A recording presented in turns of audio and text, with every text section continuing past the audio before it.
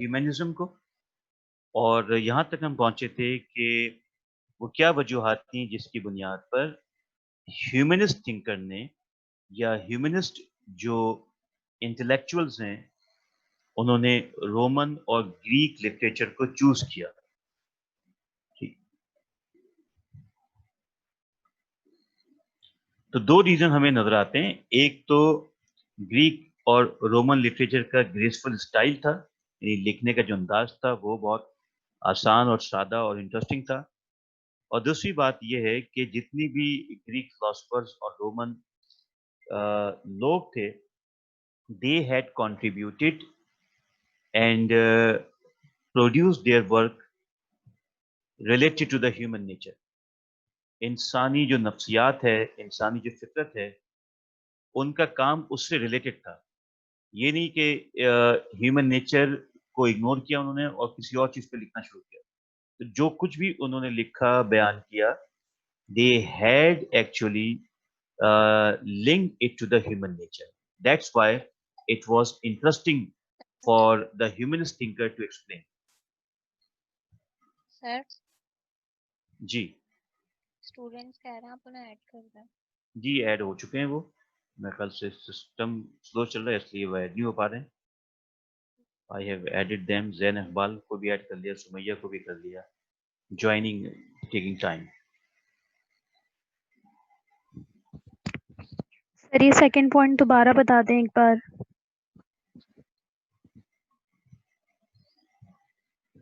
اچھا جی. So second point یہ تھا کہ جو رومن اور گریک لٹریچر کی جو اہمیت تھی وہ یہ تھی کہ گریک اینڈ رومن نے جو کچھ بھی لکھا، چاہے وہ آرٹ ہو، چاہے وہ لٹریچر ہو، پوئٹری ہو، پالیٹکس ہو، یا میوزک ہو، یا ریلیجن ہو، جو کچھ بھی انہوں نے لکھا اور جو کچھ بھی انہوں نے شیئر کیا، وہ انہوں نے انسانی نفسیات کو یا انسانی فطرت کو دیکھتے ہوئے لکھا. ایسا نہیں کہ انسانی فطرت یا ہیومن نیچر کچھ اور ہے اور وہ کچھ اور لکھ رہے ہیں. تو انہوں نے اپنی تمام تحریر کا جو مرکز تھا اس میں ہیومن کو اس میں ایڈ کیا، اور انسانی مسائل، انسانی ضروریات، انسانی سیاست، انسانی نیڈ، ٹھیک ہے، انسانی فطرت، انسانی سوچ، ان تمام چیزوں کے بارے میں بہت کچھ لکھا. اس لیے ہم کہتے ہیں کہ انسائٹ انٹو ہیومن نیچر. تو یہ دو وجوہات تھیں جس کی بنیاد پہ they have accepted it. اب جو یہ سلائیڈ ہے یہ بڑی انٹرسٹنگ اور امپورٹنٹ ہے، اور اس کو ہم تھوڑا سا بیک گراؤنڈ کے حوالے سے بھی ڈسکس کرنا ہوگا. The aim of humanism was to instruct the sons of aristocrats and merchant. Therefore, new curriculum was introduced. اب یہ جو پوائنٹ ہے اس کو ہمیں تھوڑا سا ہسٹوریکل بیک گراؤنڈ کے ریفرنس سمجھنا پڑے گا. سوال یہ کہ یہ کہا جا رہا ہے کہ بھائی جو ہیومنزم کا جو ایم تھا، ان کا جو ٹارگٹ تھا، وہ ٹارگٹ یہ تھا کہ جتنے بھی وہاں کے امیر ترین اور ایرسٹوکریٹ یا بادشاہ یا مرچنٹ یا تاجر کے بچے تھے ان پر فوکس کرنا تھا، ان کو پڑھانا تھا، ان کو تعلیم دینی تھی. تو سوال یہ کہ بھائی کیوں، why they have targeted only the son of aristocrats. Aristocrats ہم انہیں کہتے ہیں جو کہ پالیٹیشنز ہوں یا جو پاور کے اندر موجود ہوں، ٹھیک ہے، جن کے پاس پاور موجود ہو. So why they have targeted, کیوں انہوں نے ٹارگیٹ کیا ان تمام لوگوں کو.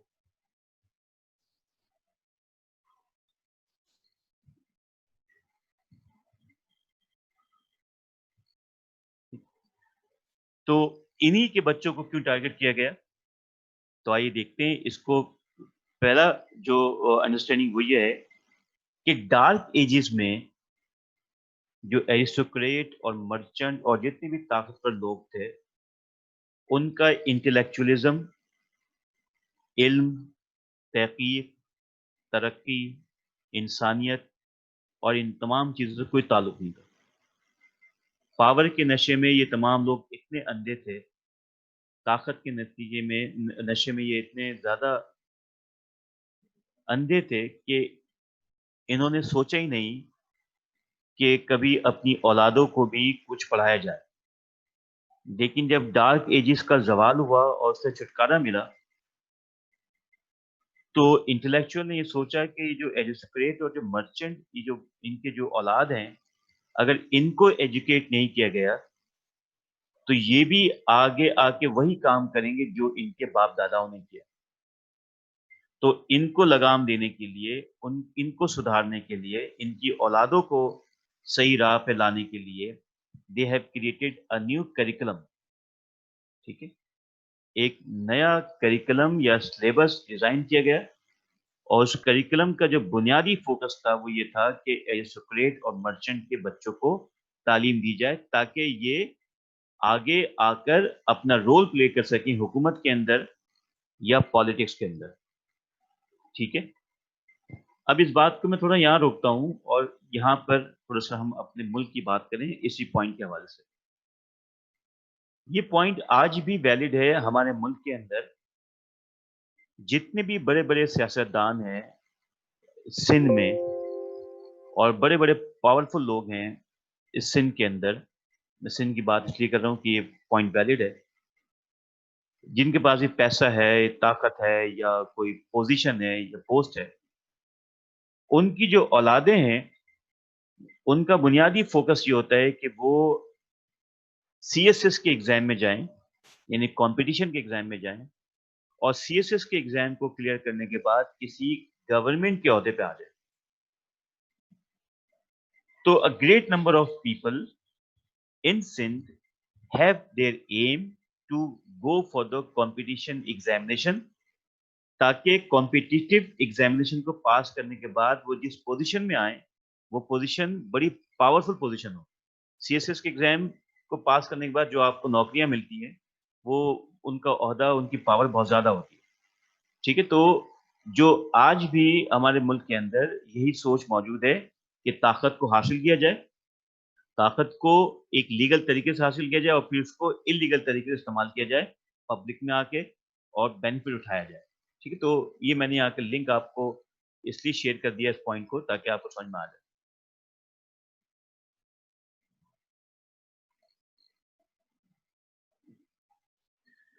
سو نیا کریکولم جو ڈیزائن کیا گیا وہ اس طرح ڈیزائن کیا گیا تاکہ ان ایرسٹوکریٹ کے جو بچے ہیں اور تاجروں کے جو بچے ہیں ان کی کچھ مخصوص اسکلز کو امپروو کروایا جائے, ان کی کچھ مخصوص جو اسکلز ہیں اس کو پالش کروایا جائے. مثلا رائٹنگ, مثلا speaking, the art of speaking, بولنے کا انداز, گفتگو تقریر کا انداز, ڈیبیٹ کا انداز, پالیٹکس سیاست کیسے کی جائے. ٹھیک ہے, یہ وہ اسکلز تھیں جو کہ اس کریکولم کا بنیادی نقطہ تھا یا مین ایجنڈا تھا. رائٹنگ کے ذریعے, اسپیکنگ کے ذریعے اور پالیٹکس کے ذریعے ان کو پالش کیا گیا. اب سوال یہ کہ بھائی یہ جو تینوں اسکلز جس پر فوکس کیا گیا اور ان کو پڑھایا گیا, یہ تینوں ہی اسکلز کیوں ضروری تھیں, کیوں انہی تین اسکلز پر فوکس کیا گیا؟ اس کا جواب نیچے جو لکھا ہوا ہے, because they were in demand in civil service and court. یہ وہ اسکلز تھیں جو کہ اس زمانے میں اس کی ہائی ڈیمانڈ تھی, یعنی جس کو اچھا لکھنا آتا ہو, جس کو آرٹ آف اسپیکنگ پتا ہو, جس کو سیاست کے اتار چڑھاؤ نظریات پتا ہو, ایسے لوگوں کی بڑی ڈیمانڈ تھی. کہاں پہ ڈیمانڈ تھی؟ سول سروسز کے اندر, یعنی جو ابھی میں نے ذکر کیا کہ جو سول سروسز جو ہائیسٹ پوسٹ ہوتی ہیں کسی ملک کے اندر, اس میں ان کی ضرورت تھی. اور اس کے ساتھ اس کی ڈیمانڈ تھی کورٹ کے اندر. کورٹ کے اندر کیا ڈیمانڈ تھی کہ رائٹنگ, اسپیکنگ, پالیٹکس, جو لائر ہوتے ہیں وہ ان کو لکھنا اچھا بھی آنا چاہیے, ان کی لیگل لینگویج بھی اسٹرانگ ہونی چاہیے, ان کی اسپیکنگ یا دلائل دینے کا جو کرائٹیریا وہ اسٹرانگ ہونا چاہیے, اور they should know about how to know about politics.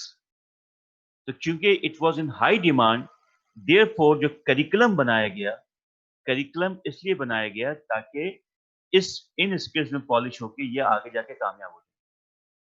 جیسے آج کے دور میں جو کریکولم ہے، جو سلیبس ہے پاکستان کے اندر، اس میں فلسفی، history of ideas, logic, critical thinking وہ ہائی ڈیمانڈ کے اندر ہے.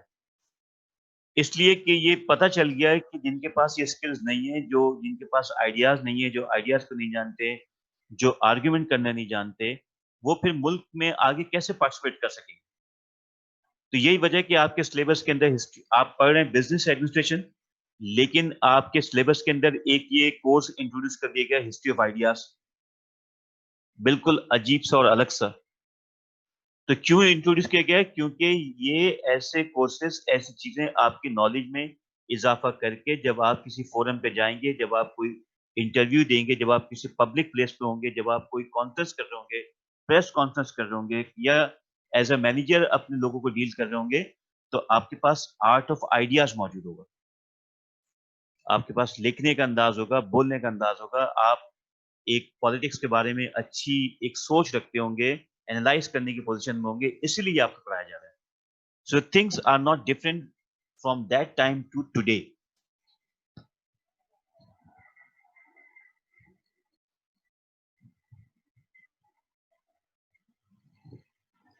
The further points about humanism are like that.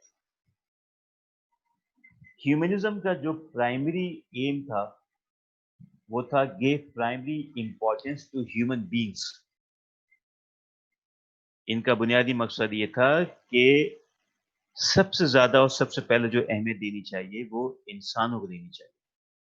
اور جتنے بھی کام، جتنی بھی ترقی ہو، جتنی بھی چینجز آئیں، اس چینجز سے انسان کو فائدہ ہونا چاہیے. کوئی بھی کام، کوئی بھی چینجز، کوئی بھی ترقی بیکار ہے اگر اس سے ڈائریکٹلی یا انڈائریکٹلی انسانیت کو فائدہ نہیں پہنچ رہا. کوئی بھی علم بیکار ہے، کوئی بھی ترقی بیکار ہے، کوئی بھی کامیابی بیکار ہے، کوئی بھی سائنس بیکار ہے، کوئی بھی مذہب بیکار ہے اگر اس مذہب، اس سائنس، اس لٹریچر، اس پوئٹری، اس ڈیولپمنٹ سے انسانیت کو بینیفٹ نہیں ملتا. اگر کسی علم سے انسانیت سفر کر رہی ہے، اگر کسی علم سے انسانیت کو نقصان پہنچ رہا ہے، تو وہ علم کسی کام کا نہیں. تو therefore جو ہیومنزم ہے اس پہ سینٹر آف اٹریکشن جو ہے وہ انسانیت ہے، اور جو کچھ بھی کام کیا جائے گا وہ انسانیت کو اس سے فائدہ ہونا چاہیے.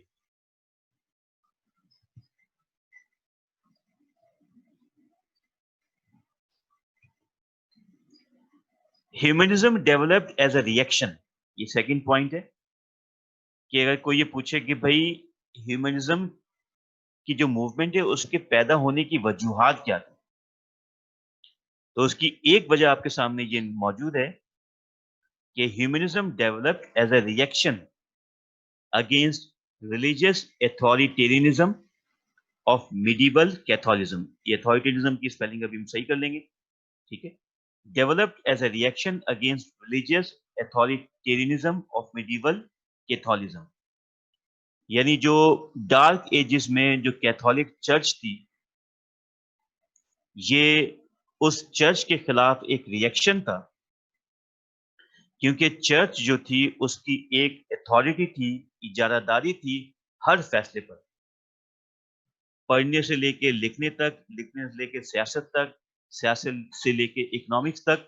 زندگی کا کوئی بھی عمل ہو، کوئی بھی فیلڈ آف نالج ہو، اس میں کنٹرول تھا میڈیول کیتھولزم کا یا میڈیول چرچز کا. تو ہیومنزم یہ چاہتی تھی، ہیومنزم کی تحریک کا ایجنڈا یہ تھا کہ میڈیول کیتھولزم کی جو اتھارٹی ہے اس کو ختم کیا جائے اور لوگوں کو آزاد کیا جائے، اور ان کو اپنی آزادی کے مطابق پڑھنے، لکھنے، سوچنے، سیاست کرنے اور بات کرنے کی کیپیسٹی، اسپیس یا جگہ موجود ہو. So it was a reaction against medieval Catholicism. Humanism کس چیز پر امفیسائز کرتی تھی، کس چیز پر زور دیتی تھی یہ موومنٹ؟ اس موومنٹ کا جو ایمفیسس تھا وہ تھا ڈگنیٹی، کہ انسان جو ہے وہ اپنی ڈگنیٹی سے پہچانا جاتا ہے, اپنی ہارڈ ورکنگ سے پہچانا جاتا ہے, اپنے کام سے پہچانا جاتا ہے. لہٰذا ہر انسان کے پاس کوئی نہ کوئی کام ہونا چاہیے, اور یہ معاشرے کی ذمہ داری ہے. پوٹینشل, ہر انسان کے پاس کوئی نہ کوئی صلاحیتیں ہیں, ہر انسان کی کوئی نہ کوئی صلاحیت موجود ہے, اور ہر انسان کو اپنی صلاحیتوں کو کے جوہر, اپنی صلاحیتوں کی جو ایکسپرٹیز ہیں اس کو دکھانے کا موقع ملنا چاہیے. کوئی اچھا گاتا ہے تو اس کو اچھے گانے کے لیے اچھا پلیٹ فارم موجود ہے. کوئی اچھا میوزک کمپوزر ہے تو اس کو اپنی میوزک کو کمپوز کرنے اور پبلک میں شیئر کرنے کا فورم موجود ہو. کوئی اچھا لکھتا ہے تو اس کے لکھائی کو پڑھنے کے لیے اخبارات موجود ہوں. کوئی اچھا کھیلتا ہے تو اس کے کھیلنے کے لیے میدان موجود ہو. تو اگر کسی کی صلاحیت ہے تو ان صلاحیت کو اجاگر کیا جائے اور اس کو ڈسپلے بھی کیا جائے پبلک کے اندر لوگوں کے ساتھ. So it emphasized dignity, potential, and human potential. Philosophy, music, and art were emphasized. زیادہ تر جس چیز پر زور دیا گیا وہ تھی فلاسفی, وہ تھی میوزک, اور وہ تھا آرٹ. ٹھیک ہے نہیں, آرٹ پہ, میوزک پر اور فلاسفی پر بہت کام کیا گیا ہیومنزم کی موومنٹ کے اندر. جو نیکسٹ پوائنٹ ہے وہ یہ بتا رہا ہے کہ emphasize یعنی humanism emphasize on the value and importance of individual influence. یعنی ہر انسان کی اپنی ایک انفرادی قدر ہے, انفرادیت ہے, اس کی ایک انفرادی عزت ہے, اس کی ایک انفرادی انفلوئنس ہے, اور وہ اپنی ذات سے کسی کو بھی انفلوئنس کر سکتا ہے. لہٰذا ہمیں ویلیو دینی چاہیے انسان کی اپنی قدر کی, انسان کی اپنی ویلیو کی, اور اپنے اس کے انفلوئنس کی. جب تک ہم انسان کو قدر کی نگاہ سے نہیں دیکھیں گے, ہر انسان کو انفلوئنشل نہیں سمجھیں گے, اس وقت تک ہم زندگی میں کامیابی اور معاشرے میں ترقی نہیں کر سکتے. ٹھیک ہے, تو یہ تو ہیومنزم کے ایمفیسس ہمیں سامنے آ گیا.